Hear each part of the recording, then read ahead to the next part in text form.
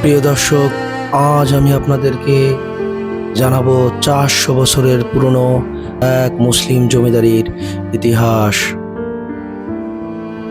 ঢাকার ধামরাই অঞ্চলে অবস্থিত বালিয়া মুসলিম জমিদার বাড়ি বাংলাদেশের প্রাচীন মুসলিম জমিদার ইতিহাসের একটি গুরুত্বপূর্ণ নিদর্শন।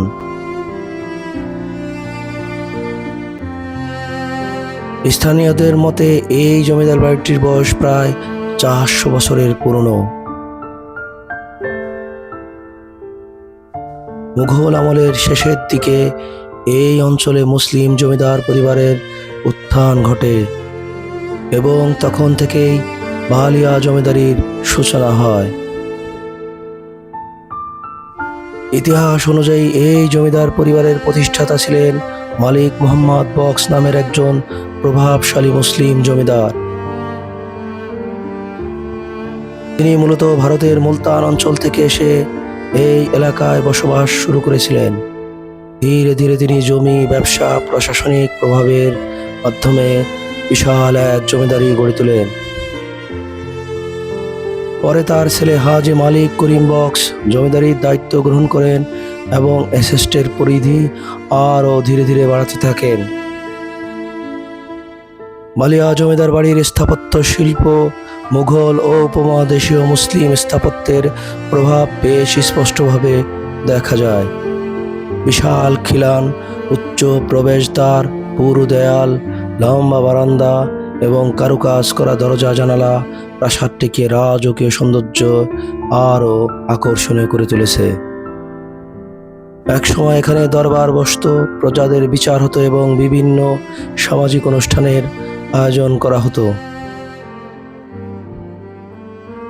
জমিদার পরিবারটি ধর্মীয় ও সামাজিক কর্মকাণ্ডেও গুরুত্বপূর্ণ ভূমিকা রেখেছিলেন। তারা মসজিদ, মাদ্রাসা, পুকুর, বিভিন্ন জনকল্যাণমূলক স্থাপনা নির্মাণ করেছিলেন। স্থানীয় মানুষের কাছে এই পরিবার ছিল প্রভাবশালী ও বেশ সম্মানিত। বিশেষ করে দরিদ্র মানুষের সহায়তা ও ধর্মীয় অনুষ্ঠানের অনুদানের প্রদানের ক্ষেত্রে এদের বেশ সুনাম ছিল। ব্রিটিশ আমলে জমিদারি ব্যবস্থা আরও শক্তিশালী হলেও পরবর্তীতে জমিদারি প্রথা বিলুপ্তি হওয়ার পর এই পরিবারের প্রভাব ধীরে ধীরে কমতে থাকে। সময়ের সঙ্গে সঙ্গে প্রাসাদের অনেক অংশ নষ্ট হয়ে গেলেও এখনো পুরনো দেয়াল, খিলান, স্থাপত্য ইতিহাসের সাক্ষী হয়ে মাথা উঁচু করে দাঁড়িয়ে আছে।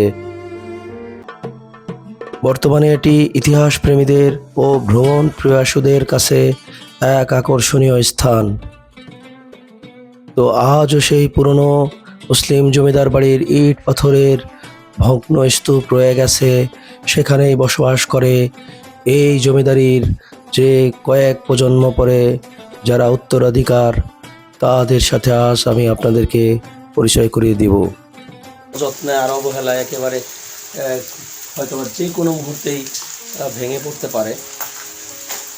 যতগুলো জমিদার বাড়ি, হিন্দু জমিদার বাড়ি দেখেছি, সবগুলো কিন্তু এতটা অযত্ন আর অবহেলা না। দেখুন বন্ধুরা, লতা পাতার লতাগুলো একেবারে ছেয়ে গেছে।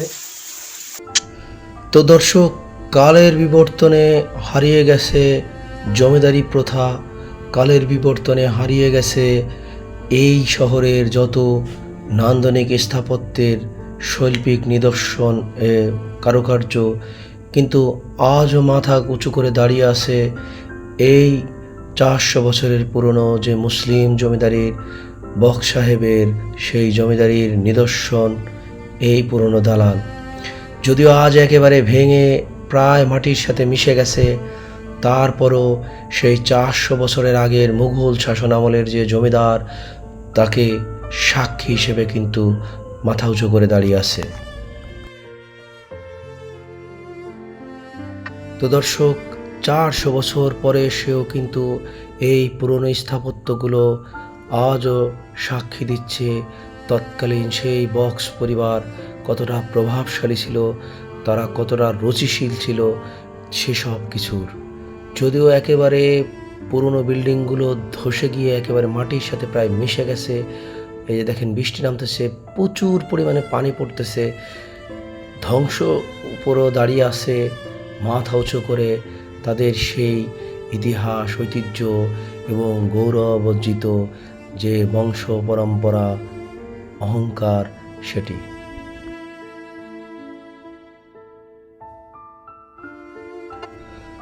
দর্শক, তো এই সকল বিল্ডিংগুলোই কিন্তু একসময় চাকচিক্যময় এবং কারুকাজ সজ্জিত ছিল, এবং এখানেই সে বসবাস করতেন এক সময়ের প্রভাবশালী জমিদার বক সাহেব ও তার পরিবার। আজ পাশেই তারা কিন্তু এই যে দেখেন একটি বিল্ডিং দিয়েছেন, এই বা পাশে যেটি দেখতে পাচ্ছেন সেটি সেই সময়ের সেই 400 বছরের পুরনো বিল্ডিং। আর এই ডান পাশের যে নতুন বিল্ডিংটা একেবারে দেয়াল ঘেঁষে তৈরি করা হয়েছে, এটিতে তাদের কিছু বংশধরেরা থাকে, কিন্তু এখানে তারা এখন নেই।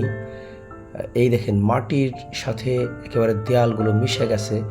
সড়কির রাস্তা হিসেবে এই মুহূর্তে মানুষ অঞ্চল দিয়ে হাঁটে, এবং পাশেই আছে একটি বিশাল ধরনের পুকুর, সেটি আপনারা দেখতে পাচ্ছেন।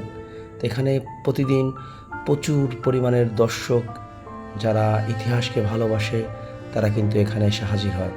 এই বৃষ্টির মধ্যেও দেখেন দর্শনার্থীরা কিন্তু এখানে এসে হাজির হয়েছে এই 400 বছরের পুরনো বক সাহেবের জমিদারির বাড়ি সেটি দেখার উদ্দেশ্যে। তো দর্শক, আজ আমি আপনাদেরকে এই বক সাহেবের যে বংশধরেরা রয়েছে তাদের সাথে পরিচয় করিয়ে দিব, এবং তাদের কাছ থেকে জানব এই ইতিহাস, ঐতিহ্য। যদিও সেসব নান্দনিকতা এবং জৌলুস একেবারেই নেই, তারপরেও যতটুকু আছে যে এক বংশধর এখানে আছে, তারা এই টিনের ঘরটিতে এখন বসবাস করেন।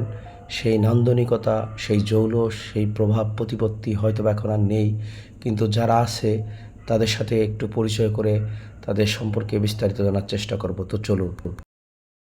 আমাদের পরিচয় করে দিচ্ছি যে করিম বক সাহেব, যিনি এই বংশের গোড়াপত্তনকারী, এই জমিদারি বংশের, তারই চতুর্থ বংশধর আজমল হুদা খান। আমি তার সাথে পিতা জহুরুল হুদা খান, আমি আঙ্কেলের কাছ থেকে যতটুকু সম্ভব আপনাদের এই বংশধর এবং এই জমিদারি সম্পর্কে বিস্তারিত জানানোর চেষ্টা করব। আঙ্কেলের কাছ থেকে যতটুকু সম্ভব জেনে আসি। আজমল হুদা খান। আপনারা এই মানে বংশের কততম বংশধর? তবে একে থেকে আসি, আপনি তো ধরতে পারবেন। জি জি জি। যে করিম বক্স, সে গজনি থেকে আসছিল, এসে সে কলকাতাতে তার করিম বক্স অ্যান্ড ব্রাদার্স, সে একটা প্রিন্টিং প্রেস চালু করে, এবং করিম বক্সের দুই ছেলে, আব্দুর রহমান, আর একদিকে ছিল আব্দুর রহমান একা, আর একদিকে 4 ভাই ছিল, ফয়েজ বক্স, ওয়াহেদ বক্স, আর 2 ভাইয়ের নাম আমার জানা নাই। এই 4 ভাই ছিলেন।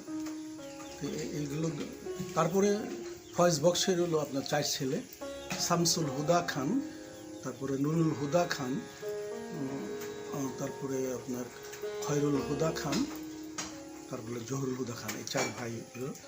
জহুরুল হুদা খান হলো সবের ছোট, তার সন্তান হলো আমরা 5 ভাই। 5 ভাইয়ের মধ্যে 3 ভাই চলে গেছে পৃথিবী থেকে, 2 ভাই আছে, জগরুল হুদা খান আর আজমল হুদা খান। আর এইটা 2 শরীর। করিম বক্সের হলো মাঝখানে একটা পার্টিশন, এখানে একটা পার্টিশন আছে, এটা হলো পূর্ব তরফ, ওটা হলো পশ্চিম তরফ। আমিও ঢাকায় থাকি, মোহাম্মদ হাউজিং লিমিটেডে আমার ফ্ল্যাট আছে, মিরপুরে একটা বাড়ি আছে, থাকি আমি প্রথম। আর ছোট আছে নাজমুল হুদা খান, ছোটজন আর বড়জন 2 জন আপনারা বেঁচে আছেন।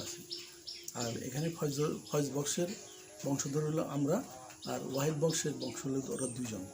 এটা হলো সৈয়দুর রহমান খান আর হারুনুর রহমান খান। 1954 সনের জমিদের প্রথা উচ্ছেদ হয়ে যায়। তখন জমিদের প্রথা উচ্ছেদ মানে প্রজা ছিল, প্রজাদের এখানে আমাদের 2টা কাছারিয়া ছিল, এবং কাছারিতে পূর্ণা হইতো।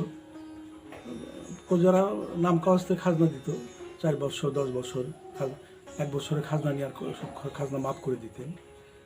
আমাদের একটা হাট ছিল, ধানতারা, এখানে ধানতারা একটা জায়গা আছে, ওখানে হাট ছিল। ওখানে নায়েব ছিল 2 জন, আর 10 জন ছিল আপনার এই তহসিলদার। আমরা আমাদের একটা বজরা নৌকা ছিল, আমরা ওখানে যাইতাম।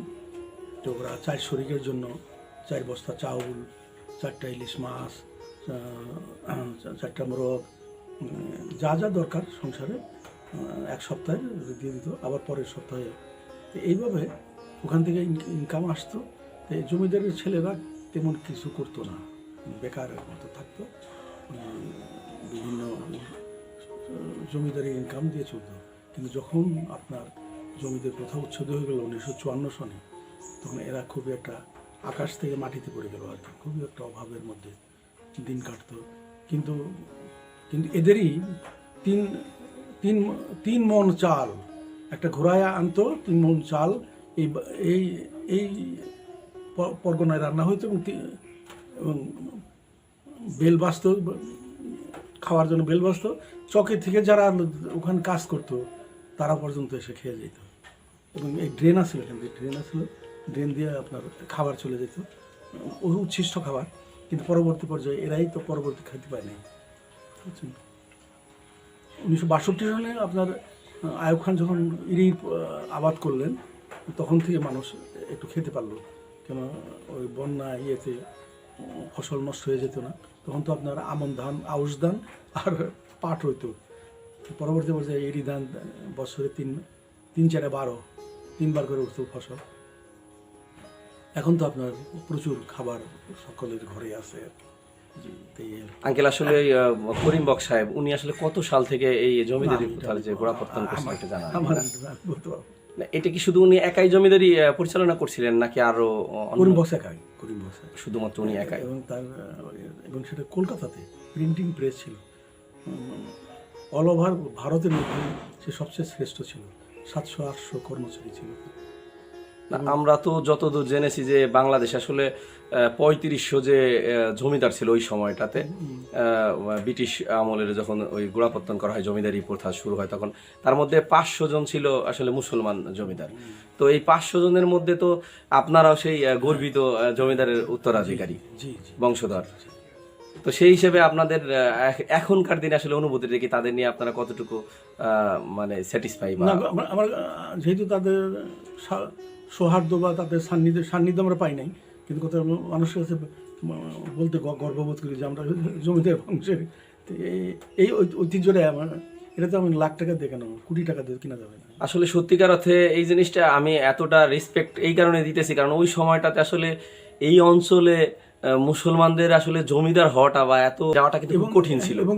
এবং একটা জিনিস ছিল, আমার দাদার ছিল, এখান থেকে যে আমি ঢাকা যাব, আমি কারো জমি পাড়িয়ে যাব না, আমার জমি দিয়ে আমি যাব। মানে এই স্টেটটা এত বড় ছিল, এখান থেকে ঢাকা পর্যন্ত বিস্তৃত ছিল এই জমিদারি। এখানে পুকুর, এই যে পুকুরটা আছে না, এই পুকুরের পাড় দিয়ে একটা রাস্তা ছিল, এখানে যখন আসলে মানুষ জুতা খুলতো, ছাতা বন্ধ করতো, এরা ছাতা মাথায় দিয়ে। ওই সময় জমিদারি প্রথাটা আসলে এরকমই ছিল, এটা সম্মানার্থে করা হয়। এবং একটা আপনি যেমন প্রজা আছে একজন, সে একটা, তার অবস্থা ভালো হয়েছে, সে বাড়িতে বিল্ডিং করবে, জমিদারের পারমিশন নিয়ে তারপরে বিল্ডিং করতে। এখানে যে আমাদের পাশে বালিয়াটি জমিদার, তারা বলছে যে বালিয়ার জমিদারদের মতো যদি আমাদের টাকা থাকতো, তাহলে আমাদের বিল্ডিংয়ের প্রতিটা ইট হইতো স্বর্ণের। এখানে কেদারপুর একটা জায়গা আছে। আচ্ছা, এই করিম সাহেব যিনি জমিদার ছিলেন, ওনার আসলে জমিদারিটা কত দূর পর্যন্ত, কোন কোন এলাকা জুড়ে বিস্তৃত ছিল? এই দক্ষিণ দিকে আপনার ফরিদপুর পর্যন্ত, আর এই দিকটাতে ঢাকা পর্যন্ত। হ্যাঁ, ঢাকা পর্যন্ত। এই যে বালিহাটি, যে পাশে যে বালিহাটি জমিদার, ওনার আসলে বালিয়াটি জি বালিয়াটি, এই তো এই বালিয়াটি। জি জি, ওনারা কি এদের সাথে কোনো সম্পর্ক আছে কিনা? না, আমতার পরে বালিয়াটি। মানে আমাদের মতো এত ঐশ্বর্য ওদের ছিল না।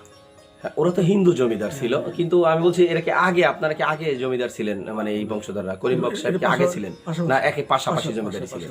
মানে দুইটা জমিদারি একই সময় চলতো এখানে? ওদের যেমন মানিকগঞ্জ বীরেন্দ্র কলেজ, জি জি, ওটা ওদের, প্লাস আপনার জগন্নাথ ঘাট আছে, ইন্ডিয়াতে জগন্নাথ ঘাট আছে ওদের। এই যে জগন্নাথ যে মানে বিশ্ববিদ্যালয়, এটাও তো ওনাদের, ওনাদের বাবার নামেই তো মনে হয় জমিদার বাড়িটা। কেন আগে তো বহুত হিন্দু জমিদার ছিলেন। ওদিকে আপনার উত্তর দিকে আপনার পাকুল্লা করুটিয়া এদের আগে তো জমিদারদের সাথে জমিদারদের আত্মীয়তা